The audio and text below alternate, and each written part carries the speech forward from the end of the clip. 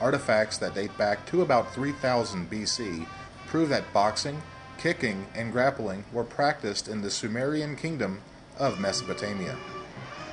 In 648 BC, at the 33rd Ancient Olympic Games, the sport of pankration appeared. It was a few holds-barred Olympic martial arts sport which consisted of wrestling, kicking, and boxing. Some experts believe it was a wrestling art that allowed kicking and punching. Others believe that it was a form of kickboxing that permitted wrestling. Biting, eye gouging, and scratching were prohibited. Pankration is once again an Olympic sport similar to today's mixed martial arts contest. Basically combines the techniques of wrestling, boxing, kickboxing, jiu-jitsu, judo, basically every martial art there is. That's why they call it mixed martial arts. That's also why it's probably, in my opinion, the most exciting form of competition that there is. It's, you know, a human chess game, because you have to be versed in every aspect of every bit of martial arts, because if you're not, your opponent will exploit your weakness. When I engage in a ultimate fighting or NHB or whatever you want to call it, I'm a willing participant, and I'm testing my skills against another skilled opponent. Most every opponent I've ever had has been a very honorable person.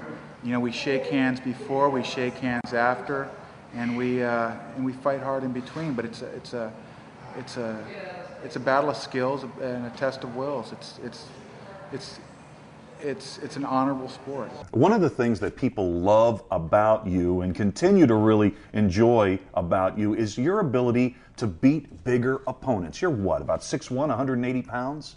All right. What is the secret to your ability to take on bigger foes? Well, I don't beat them up. I subdue them. Do it the nice way.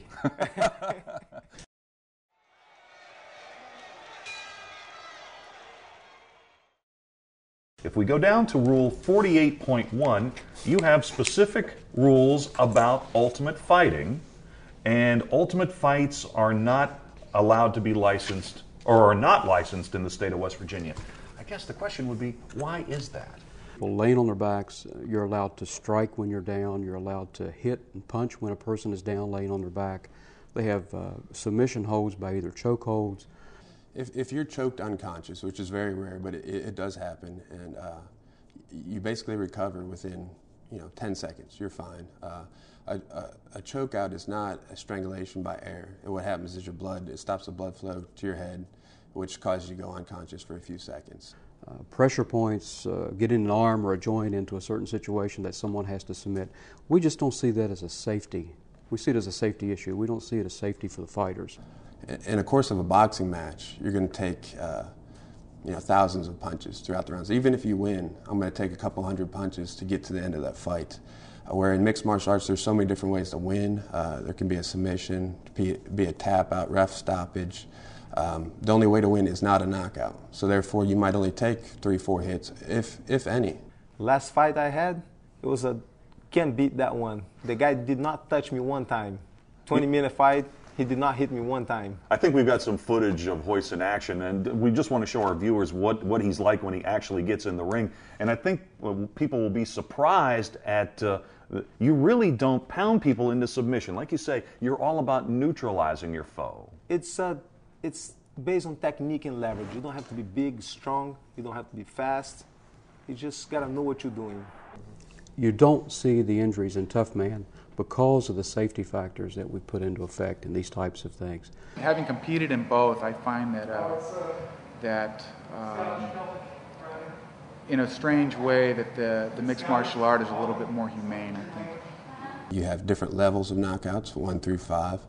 5 obviously being the worst, and somebody that gets knocked out, level 5 knockout, could be knocked out for 2-3 minutes, end up in the hospital, obviously with a concussion. So therefore you have a recovery time that could be at least a couple months. Having competed at a high level in boxing, I don't think it's any, I can say unequivocally that if it's well refereed, it's certainly no more dangerous than boxing. In boxing, you get knocked down and you likely have a concussion, and they give you sort of 8 seconds or whatever, a standing 8 count to sort of shake off that concussion, which of course you can't. shake off the effects of a concussion in that time, and then they go ahead and get right back to it. And so you take a sort of a sustained beating.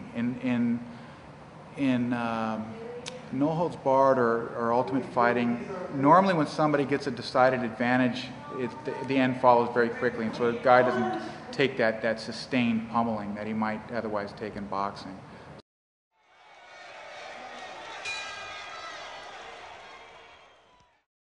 I remember 20 years ago in Charleston, there was a lot more interest surrounding Golden Glove events. They used to have huge events down at the Civic Center. How many boxing events are there each year in our state? You're correct. Several years ago, back in the 70s and 80s, you would see 5,000, 6,000, 7,000 people at the Charleston Civic Center for a 5-night event. Spectacular. Right. And that's dwindled somewhat. You don't see as much activity in the amateurs as you do at that particular time. There's been a recent study done. They said that mixed martial arts is the fastest growing sport in America. Last year, for instance, it had the highest gate sales in Nevada, Las Vegas, beating out such fights as Oscar De La Hoya, some Trinidad fights, some other fights like that. So that means that it's growing in popularity. To be in the top 5 of gate sales is incredible for a sport that's not marketed nearly as enough as boxing is.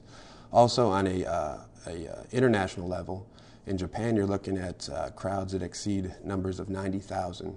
That's pretty much comparable to our Super Bowl. So if you're looking at a sport that's having 90,000 people watch it, it's obviously very, very popular. Now, you still make your home out in Torrance, California. You're from originally Rio de Janeiro in Brazil.